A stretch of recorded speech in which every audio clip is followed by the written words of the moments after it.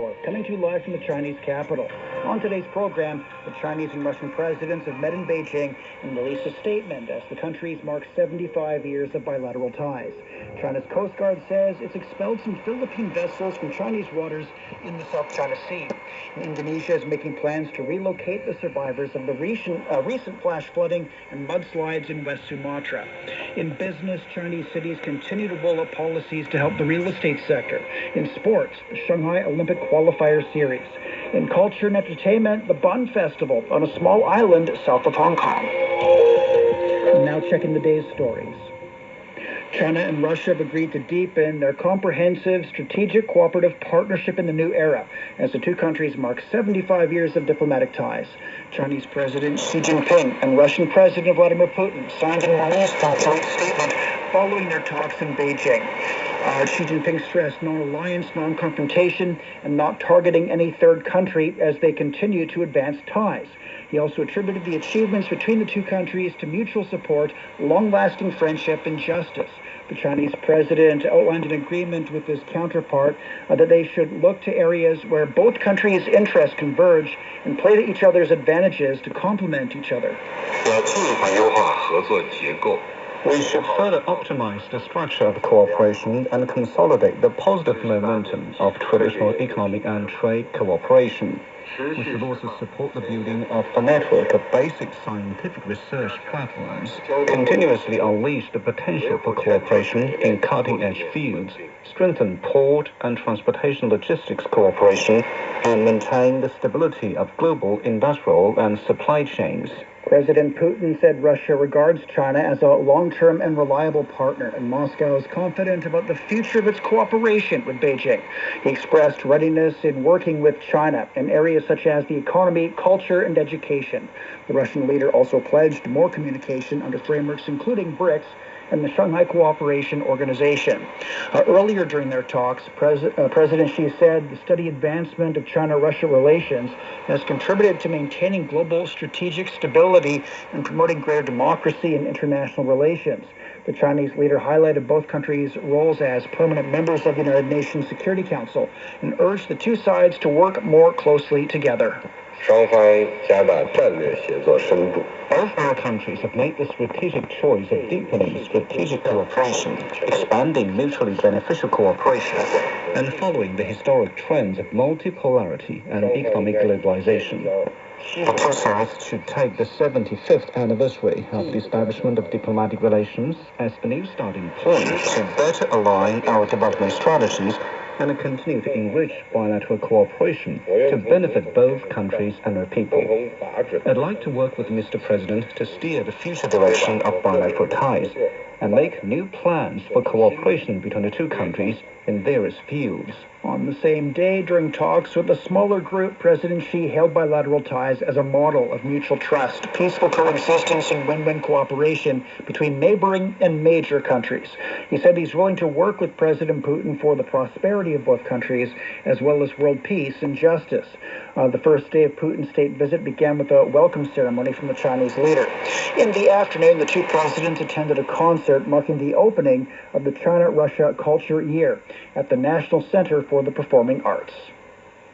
Ahead of his departure for Beijing, Putin said Russia and China's coordination of foreign policy is propelling the establishment of a fair multipolar world order. Dasha Chernyshova tells us about Moscow's expectations from President Vladimir Putin's China visit. What Moscow is certainly looking for is the expansion of trade, because China has become a very important partner for Russia in terms of trade, especially since the start of Russia's operation in Ukraine, when Russia has started to pivot eastwards even more.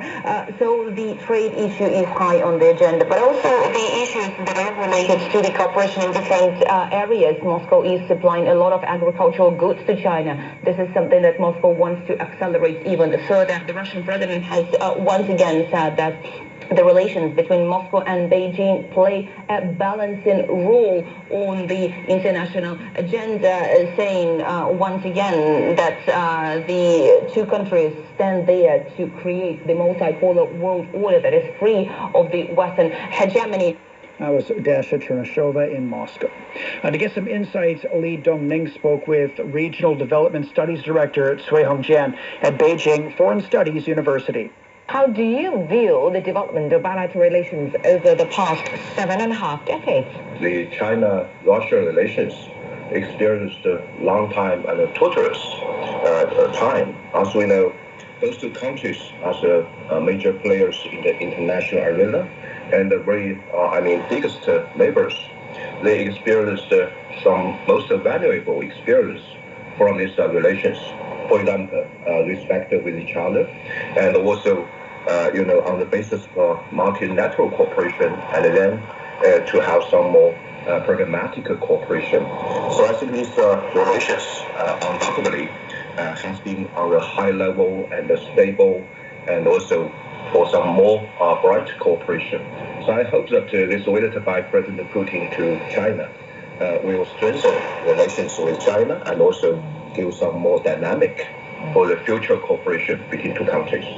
Yes, and talking about more dynamic cooperation, China and Russia actually have actively participated in multilateral frameworks such as BRICS, the G20, the SEO, Shanghai Cooperation Organization. How do you assess their cooperative achievements? China and Russia are not only a member of the Security Council in the United Nations, and those two countries are major representatives for emerging economy and developing countries. So certainly, the cooperation between China and Russia in a multilateral frame will give some more dynamic or give some more force to support some more and more cooperation, not only in the frame of developing countries, and also to provide some more justice cooperation and for these international relations. So, of course, for example, like the SAO cooperation between China and Russia, I think it will provide some more stability for regional cooperation. So not only on bilateral level and also on regional and global level, this cooperation between China and Russia will be a very important force to support more multilateral cooperation and to support upcoming peaceful and also equal multipolar world. That was Cui Hongjian at Beijing Foreign Studies University on how China-Russia relations can propel world peace and development. This year's China-Russia Expo runs from Thursday till Tuesday in Harbin. The northeastern city is the provincial capital of Heilongjiang, which borders Russia. The event's expecting over 5,000 professional buyers representing 44 countries and regions. China and Russia have been hosting the trade expo alternately since 2014. And trade between China and Russia in the first quarter grew by 5.2% to more than $56 billion US. The total volume last year exceeded the $200 billion goal to reach $240 billion. A part of that surge was driven by China's automobile exports to Russia. Last year, China became the world's largest auto exporter with 4.9 million vehicles. Figures from China's Association of Automobile Manufacturers shows that nearly 800,000 of them went to Russia, which was the top export destination. Michal Bardavid shows us why Russian drivers favor Chinese cars. Trade between China and Russia has surged by 64% to $240 billion in the last 2 years. Beijing has provided Moscow with a lifeline as a critical buyer of Russian oil, while Chinese products are in high demand in Russia. Additionally, experts highlight increasing cooperation in various sectors. We are also gradually increasing, for example, joint productions and collaborating together in the field of high technologies. This, for example, is the development of software for smart cars and even smart household appliances. That is, Russian and Chinese programmers are developing joint products. One industry that has particularly benefited from the increase in trade between China and Russia is car manufacturing. There's been a notable shift in demand towards Chinese cars, which are replacing Western brands in the market. According to Autostat Analytical Agency, in February of this year, 8 of the 10 top-selling car brands in Russia were Chinese. According to Chinese trade data, Chinese car exports to Russia were almost 7 times higher in 2023 compared to the previous year, worth almost $10 billion. Some locals shared their reasons for choosing Chinese cars. If I compare Havel with other brands, I can tell you for sure that what attracted me most was that in the current conditions, there will be no problems with spare parts because the Havel brand itself is 100% localized in our country. This, of course, is very attractive for me. I have a small child. I have a stroller. I have a car seat. I constantly drive to rural areas. And an all-wheel drive is just what we need for our reality. A Russian road. The price-quality ratio of cars has changed a lot. European cars are too expensive now, and they're unreasonably expensive both to maintain and to purchase. So my choice is China. Several Chinese car factories have already commenced operations in Russia. Experts anticipate that in the coming years, numerous Chinese companies will likely also initiate car assembly operations here, further expanding their presence in the market. That was Mikhail Bardavid on the popularity of Chinese vehicles in Russia. Russian students in China say they've seen a larger presence of Russian culture in China thanks to people-to-people exchanges. Ivan Kaliuka at Beijing Foreign Studies University says Russian cultural activities in China have made him feel at home. Activities that Russian people do here in Beijing. There is Russian Student Association. It's the students who do activities like there was a Maslenitsa. It's kind of festival in Russia that they make in Beijing. It's very interesting, and there is a firing man-like figure in this festival because there is Russian communities in China.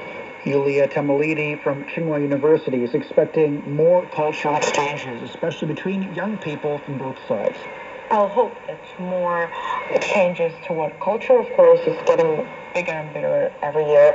And I just hope that more Russian students can come to China to study.